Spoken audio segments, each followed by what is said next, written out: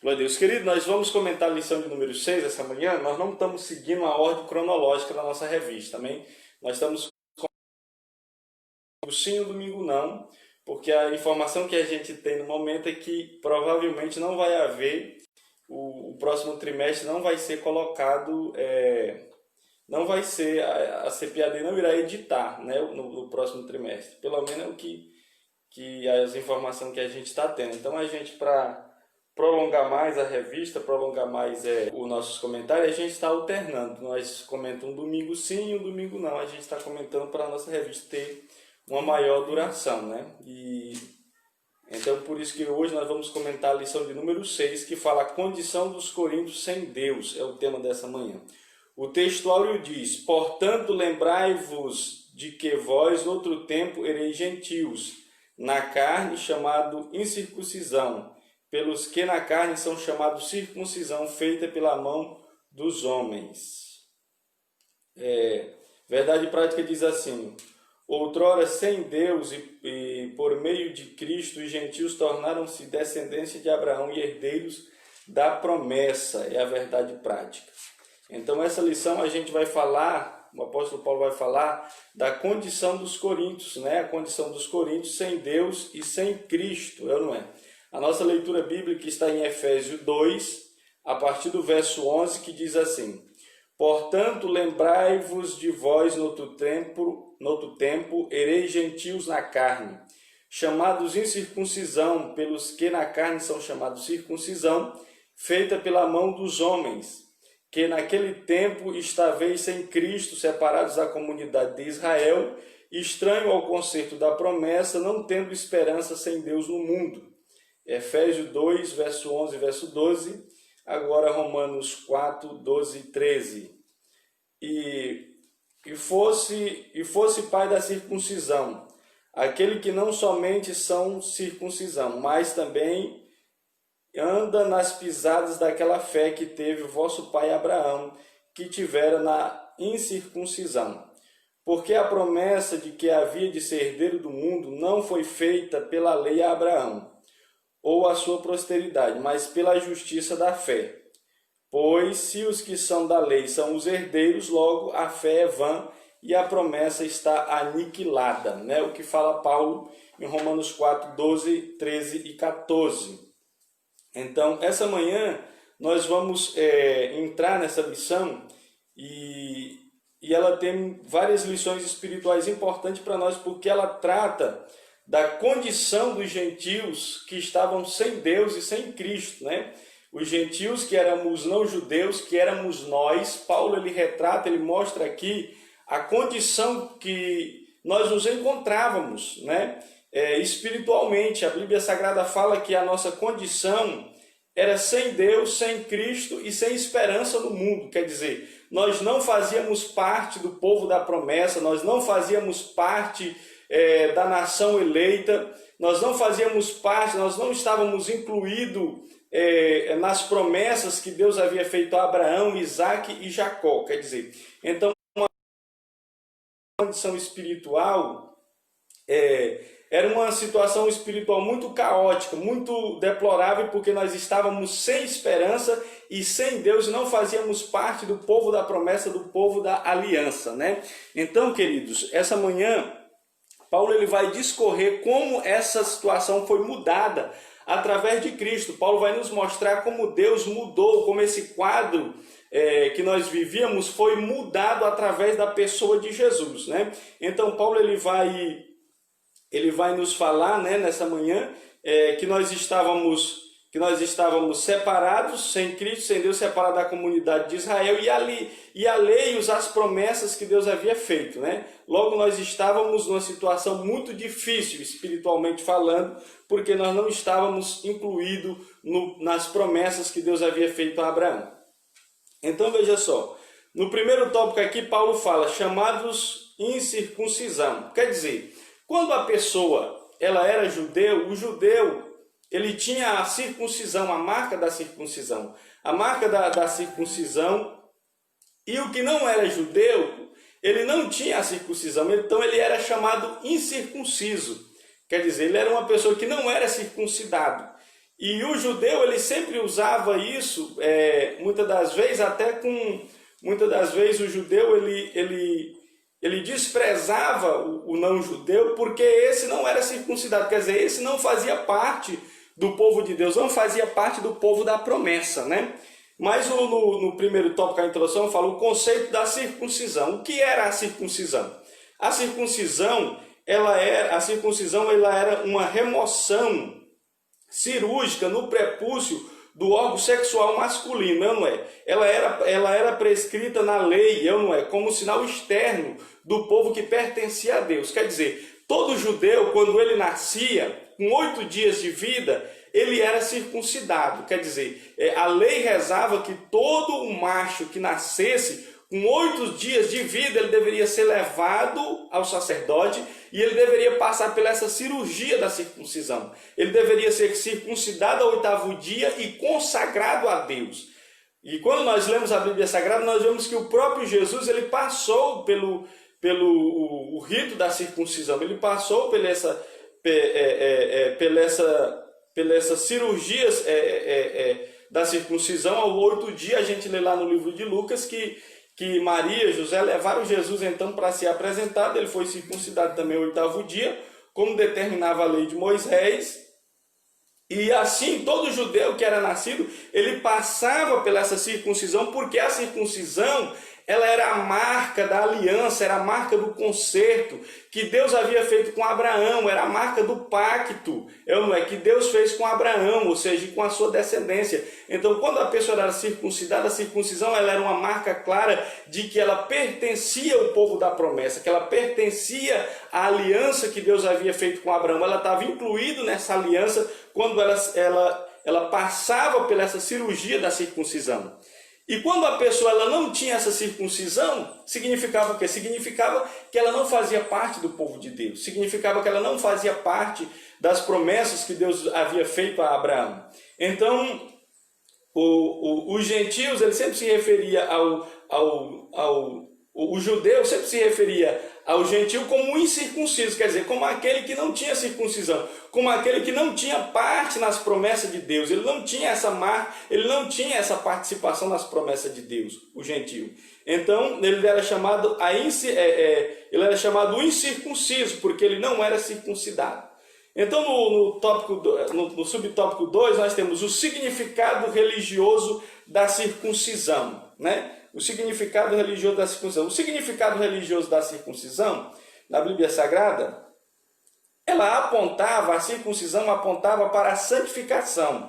Ela apontava para um viver de consagração a Deus, para um viver separado das coisas carnais, das coisas pecaminosas, das coisas da carne. Quer dizer, a santificação ela falava de uma purificação, de uma santidade que as pessoas que faziam parte dessa aliança deveriam manter. O povo escolhido deveria ser diferente, eles deveriam ser um povo separado, eles deveriam ser um povo que servia a Deus em santificação, em santidade. Então a circuncisão, ela simbolizava uma purificação para o povo escolhido, não é? Que eles tinham que ser, lembrava eles que eles deveriam ser um povo santo, que eles deveriam ser um povo que fazia a diferença, quer dizer, que servia a Deus em santidade. Esse era o significado maior da circuncisão, não é? Tanto que o próprio Deus fala muitas das vezes, através dos profetas, dizendo, olha, a circuncisão de vocês não devem observar somente a circuncisão externa, mas vocês devem também observar a circuncisão que é do coração, quer dizer, que é para vocês tirar a dura cerviz, a rebeldia, a desobediência e tudo mais que é obra da carne, vocês devem também remover, porque, entendeu? É um viver espiritual, quer dizer, é um viver santificado que eles deveriam ter. Então, no tópico 3, no subtópico 3, fala a circuncisão do coração. O apóstolo Paulo, ele reconhece, né, que os gentios não faziam parte da circuncisão, não é? Mas, com uma ressalva, o sinal do judeu era apenas físico e realizado por mãos humanas, né? A boa nova que Paulo traz é que a verdadeira circuncisão não se trata de uma operação externa na carne realizada pelos homens, mas aqui é feita no interior, que é do coração, cujo louvor não provém dos homens, mas de Deus. Quer dizer, Então, a circuncisão do coração. Paulo, ele fala, olha, que a circuncisão ela não deveria ser meramente uma marca externa, física, no corpo físico, mas ela deveria também ser no coração. Quer dizer, cujo louvor não provinha dos homens, mas provinha de Deus. Quer dizer, então Paulo ressalva que agora a circuncisão, a verdadeira circuncisão que a partir de então, agora Paulo ressalva que Deus realmente requeria, era no coração. Quer dizer, a circuncisão do coração quer dizer, a circuncisão do coração quer dizer o quê? Fala do quê? A circuncisão do coração fala da obra regeneradora do Espírito Santo em nossa vida. Quando nós recebemos Cristo, recebemos o Espírito Santo, então o Espírito Santo ele vem habitar em nossos corações para nos regenerar, para nos santificar, para nos gerar de novo, diz a Bíblia Sagrada. É o que Paulo fala em 2 Coríntios 5,17.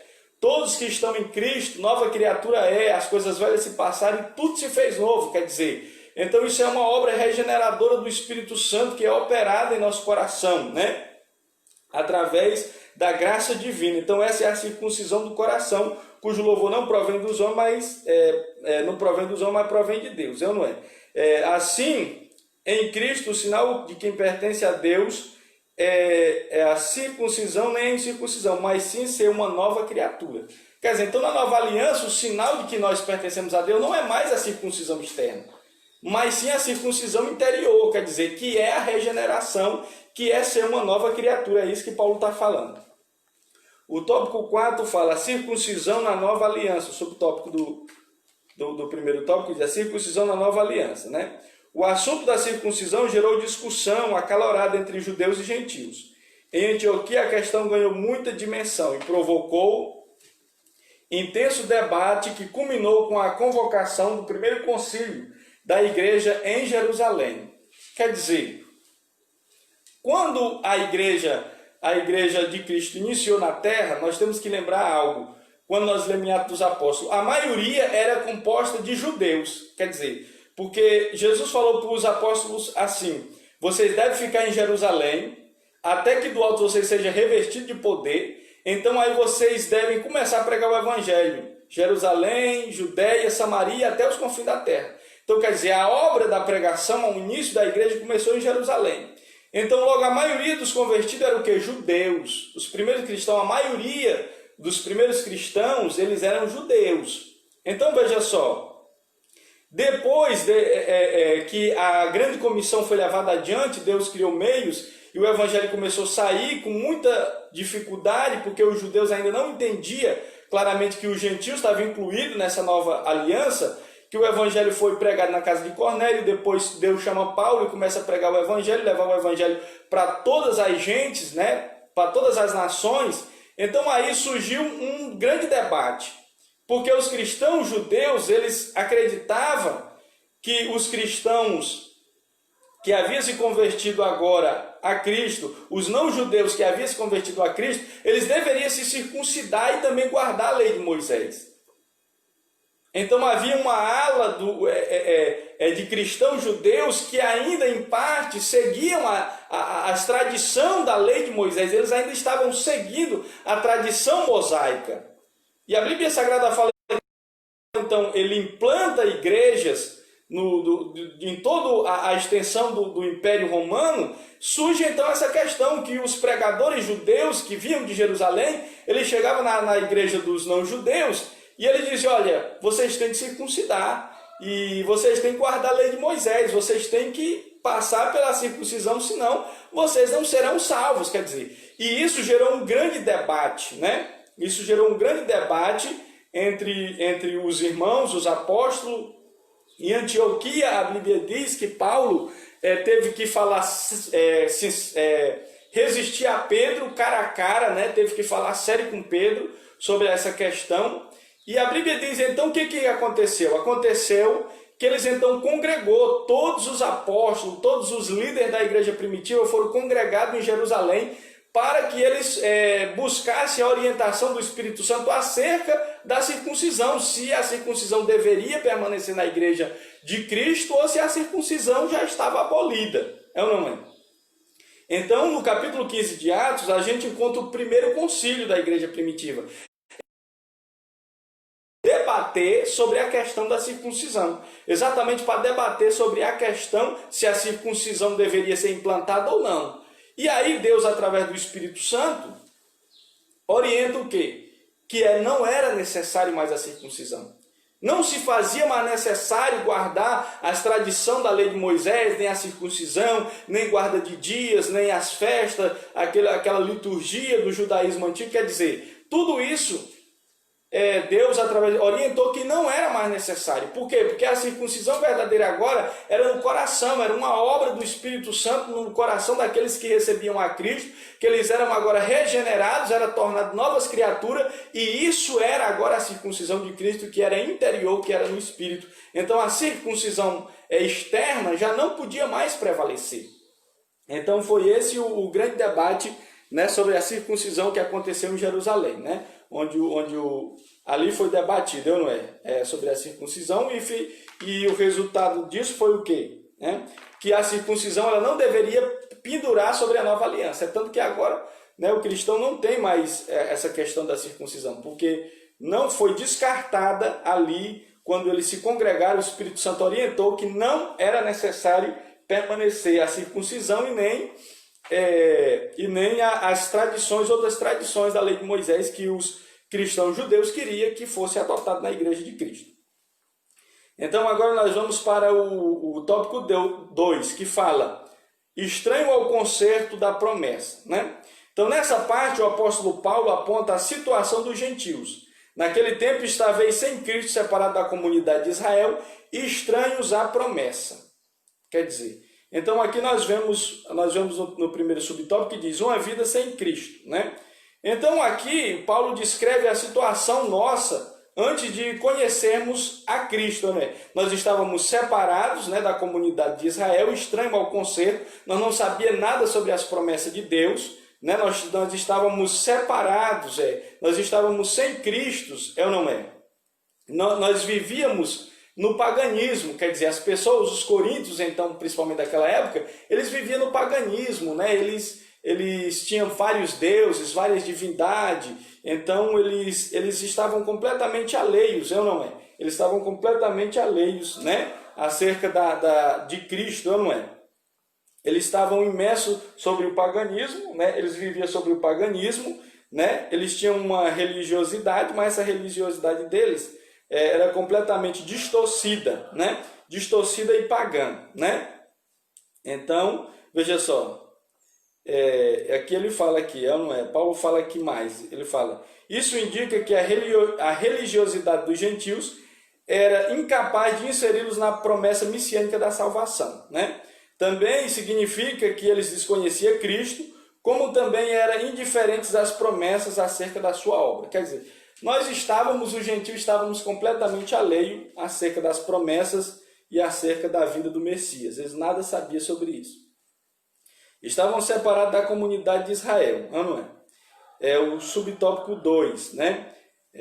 Fala, ainda no versículo 12, o apóstolo salienta as desvantagens de os gentios não pertencerem à comunidade de Israel. Eles estavam excluídos não só dos símbolos externos, mas também não faziam parte do povo escolhido. Consequentemente, não usufruía do privilégio da aliança de Abraão. A constatação cruel era de que Deus não havia revelado os gentios, pois a chamada divina fora feita a Abraão e sua descendência. Nessa perspectiva, a lei e as promessas pertenciam somente aos judeus. Desse modo, o gentio estava fora do alcance da bênção prometida a Abraão e a Jacó.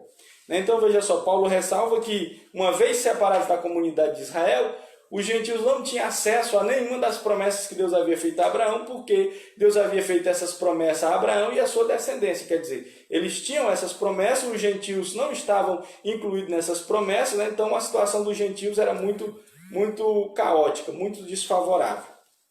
Mas, entretanto, os gentios precisavam saber era que por meio de Cristo eles também se tornariam descendência de Abraão, né? Mas então Paulo ele vai falar que esse quadro, essa situação foi mudada. Como? Através de Cristo. Paulo vai ressaltar que através de Cristo agora nós que éramos os gentios, que não éramos judeus, agora fomos incluídos na promessa de Deus. Nós que agora não tínhamos parte nas promessas, agora através da pessoa de Cristo, da vinda de Cristo, através da sua morte na cruz, através da sua obra de redenção, nós agora fomos incluídos nessas promessas. Essa é a grande boa notícia que Paulo ele traz aqui, né?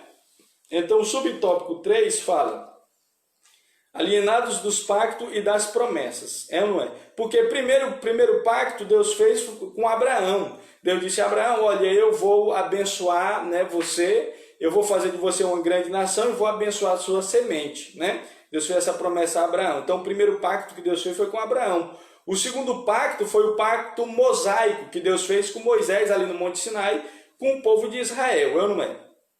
Foi o pacto mosaico, mas tanto no pacto de abraâmico, Deus já havia também falado acerca de que através da todas as famílias da terra seriam abençoadas. Quer dizer, Deus já estava se referindo à vinda do Messias, à semente de Abraão, que seria o Messias, e através dele todas as nações da terra, todas as famílias da terra seriam abençoadas. Quer dizer, então o pacto que Deus havia feito com Abraão já também se referia à vinda do Messias, e que através da vinda do Messias, todas as famílias da terra, todas as nações da terra seriam abençoadas. Mas os gentios nada sabiam disso, é ou não é? E assim também como Deus fez depois Deus faz o pacto com Moisés, o pacto mosaico lá, que é o da lei do Monte Sinai. Deus faz esse pacto também já com o povo, a nação de Israel, né? E Moisés, o próprio Moisés fala: olha, vai vir, Deus vai levantar um profeta semelhante a mim no meio de vós, e aquele que não ouvir esse profeta, a sua alma será destruída, será destripada no meio do povo. Quer dizer, Moisés já estava falando acerca da vinda de Cristo, da vinda do Messias. Então, em todos esses pactos, Deus sempre estava falando que viria o Messias. Em todos esses pactos que Deus fez, Deus falava da vida do Messias. Por último, nós temos o pacto davídico, né, que foi aquela aliança que Deus fez com Davi, e que Deus prometeu a Davi que da sua descendência viria o Cristo, não é? O Cristo viria da descendência de Davi, o Messias viria da descendência de Davi, porque o Messias reinaria, seria rei, então ele viria da descendência de Davi. Então todas essas promessas que Deus fez, todas essas alianças que Deus fez, Deus sempre ele falou acerca da vinda do Messias, ele sempre falou acerca da vinda de Cristo. Então, veja só, mas os gentios nada sabiam, eles estavam alheios a tudo isso, né? Não é? Somente o judeu tinha o conhecimento dessa promessa messiânica, desses concertos. Somente os judeus tinham esse conhecimento. O gentio, ele nada sabia dessa promessa messiânica, né? Não é? Agora, mas a Bíblia Sagrada fala que uma vez que o Messias veio, né? Os gentios não tinham noção dessas promessas. Por conseguinte, estavam alienados daquelas promessas ou da esperança messiânica. Mas agora, uma vez regenerado em Cristo, é revelada a grandeza do amor divino, de alienados da promessa por meio do sangue de Jesus, os gentios se tornaram herdeiros da maravilhosa promessa. Mas agora, uma vez que Cristo veio, né, nós, os gentios, agora que estavam alheios à promessa, nos tornamos herdeiros da promessa de Deus. Não é? Nós nos tornamos herdeiros da promessa. Glória a Deus, glória a Jesus, né? Então veja só que coisa maravilhosa nos aconteceu, né? Nós nos tornamos herdeiros da promessa, né? Com a vinda do Messias. Nós que estávamos alheios a todas essas promessas, agora nos tornamos herdeiros da promessa. Agora nós vamos para o terceiro tópico que fala sem esperança, sem Deus, né? Sem esperança e sem Deus é o terceiro tópico. Agora Paulo, ele passa a descrever a situação dos gentios, que vivia não tendo esperança sem Deus no mundo. Não é? Aqui era a situação desesperadora que os gentios estavam vivendo. Eles estavam vivendo sem Deus no mundo. Eles estavam desprovidos de esperança. Os gentios, os não-judeus, estavam... A palavra esperança traz a ideia de confiança nas escrituras, e o seu principal uso está ligado à confiança nas promessas divinas. Quer dizer, essa palavra esperança está ligada exatamente à confiança nas promessas divinas. Os gentios estavam sem esperança, quer dizer, eles não conheciam as promessas divinas, então eles não como eles confiar nas promessas divinas, uma vez que eles desconheciam as promessas divinas da vida do Messias, da manifestação, eles não conheciam nada disso. Então eles estavam sem esperança, eles estavam sem confiança, porque eles não conheciam as promessas de Deus, E assim eles não tinham confiança nessas promessas, né? Então veja só, mas por que também? Podemos afirmar que o gentio estava desprovido de esperança por parte da filosofia grega, que descartava a possibilidade de uma vida além do túmulo. Quer dizer, então as crenças gentílicas também, principalmente a filosofia, né, grega da época também, que se espalhou por todo o mundo, os sábios, os pensadores, os intelectuais daquele tempo, eles acreditavam que não havia nenhum tipo de vida depois da morte. Eles não acreditavam que houvesse algum tipo de vida ou coisa parecida, né? Então era tanto que alguns filósofos, né, tinham uma corrente, né, que defendia o quê? Que o ser humano ele deveria se entregar aos prazeres da vida, né? Que o que de fato importava para o ser humano era se entregar aos prazeres, né? Os prazeres mundanos, os prazeres da carne, e gozar os prazeres no máximo. Enquanto ele tivesse vida, não é? Eles deveriam gozar dos prazeres da balde. Era tanto que os gregos eles eram um povo sem censura, eles aceitavam, né? Ele era um dos primeiros povos antigos que aceitava a homossexualidade, tanto de homens como de mulheres, porque eles acreditavam nisso, eles acreditavam que a vida tinha que ser, os prazeres da vida tinham que ser gozados agora, porque depois da morte tudo acabaria. Quer dizer, eles não tinham nenhum tipo de esperança em Deus, de salvação, de coisa parecida, né? Então, em parte, acreditavam nisso, né? Então, era uma situação muito difícil, não é? Eles ignoravam essas questões. Mesmo que soubessem também, eles eram ignorantes acerca disso, não é? Então, estavam desprovidos de qualquer esperança de salvação. Segundo ponto aqui, que estavam sem Deus no mundo, não é? Uma condição triste, não é? Essa condição que eles estavam sem Deus no mundo, não significa que eles não tivessem nenhuma crença na divindade. Pelo contrário, a Bíblia diz que na antiguidade as pessoas eles tinham muitas divindades. Ali, quando Paulo vai em Atenas, se eu não me recordo, no capítulo 18 a 19 de Atos, a Bíblia diz que Paulo fica revoltado, tanto de deuses que havia em Atenas, né? Em cada esquina, em cada rua havia um deus, né? Então eles tinham um panteão de deuses, divindade, mais divindade, Zeus, Posidônio e tal, e aqueles deuses todos, não é? Enfim, para cada coisa havia um deus, o deus sol, o deus lua, o deus da colheita, o deus do vinho, né? E dos prazeres, e quer dizer, era um panteão de deuses muito grande que tinha. Eles criam muito, quer dizer, estavam sem Deus porque eles desconheciam o Deus verdadeiro. Até que o próprio Paulo, ele andando na cidade, ele vê um altar que diz assim, ao Deus desconhecido. Aí ele vai e começa a pregar o evangelho em Atenas e diz, olha, eu vos anuncio o Deus desconhecido, que eu vi um altar, eu vi que vocês são muitos religiosos, vocês são muitos devotados, Paulo fala para eles, né? Vocês têm muitas divindades, muitos deuses aqui na cidade de vocês, mas eu quero anunciar para vocês o Deus desconhecido, esse que vocês honram, mas não sabem quem não conhece, é ele que eu estou pregando, é dele que eu estou falando. E ali eles levam Paulo para o lugar onde eles discutiam as novas ideias, as grandes ideias, a filosofia, e ali Paulo prega o evangelho de Cristo, Paulo anuncia Jesus, anuncia o perdão dos pecados, anuncia o juízo divino que vai vir sobre o pecado da humanidade, a necessidade de arrependimento, a necessidade de salvação, a necessidade de conversão, deles se voltarem para o Deus verdadeiro, que agora, através do seu Filho, manifestou-se em carne para reconciliar o homem perdido com ele, né? Então Paulo, ele prega ali e algumas pessoas creem na mensagem de Paulo e seguem Paulo, né? Então veja só, eles tinham muitos deuses, eles estavam sem Deus no mundo, mas porque não conheciam o Deus verdadeiro, né? Então veja só, mas tinha inúmeras divindades, eu não lembro. Então veja mais o que nos diz aqui.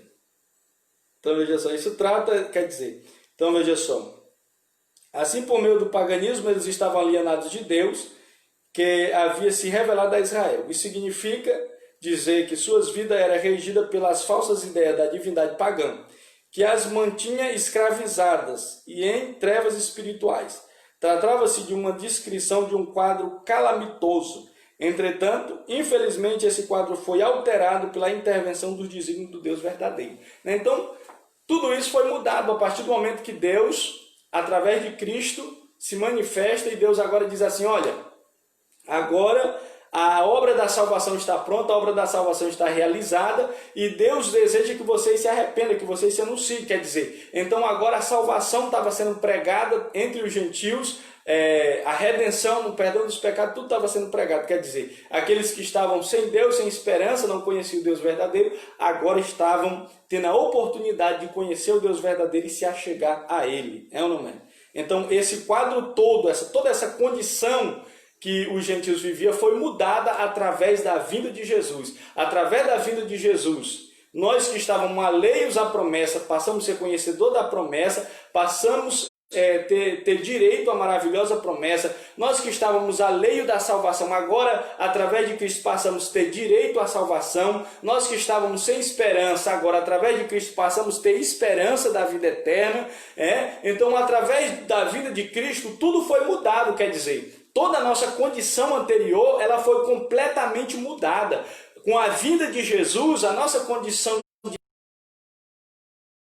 sem Deus, ela foi mudada completamente. Quer dizer, nós estávamos excluídos, distantes das promessas de Deus, mas tudo isso foi mudado. Tudo isso, através de Cristo, foi dado uma virada de 180 graus, né? Como o povo diz, não é? Quer dizer, Deus mudou completamente o quadro. Então, através de Cristo, nós agora temos acesso à presença de Deus, temos acesso à promessa, temos acesso à vida eterna, nos tornamos filhos de Abraão pela fé em Jesus. Agora, nós somos filhos de Abraão. É ou não é? Nós agora, através de Jesus, temos direito à vida eterna e todas as promessas que Deus fez a Abraão, agora também todas essas promessas nos pertencem, e isso tudo graças à manifestação gloriosa do nosso Senhor Jesus Cristo, que nos resgatou, nos tirou da condição de condenação, de perdição eterna, e agora nos reconciliou novamente com o Pai.